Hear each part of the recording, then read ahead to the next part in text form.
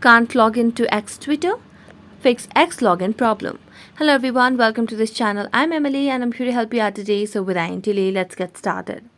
So first of all, make sure you have stable Wi-Fi connection on your device. After that, launch the Play Store application and simply tap on the search icon at the bottom right corner.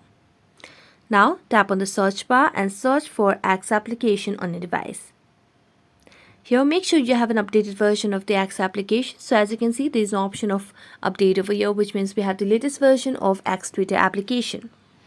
So we're going to go back and then make a long press on this application. So simply tap on App Info. As you tap on App Info, you'll be able to see the option of clear data at the bottom right corner of the screen. So tap on it. Then clear the cache and tap on OK. As you do that, you can relaunch the application of X Twitter and you might be able to fix the issue of logging in. So that's it. Thank you so much for watching this video. See you next time.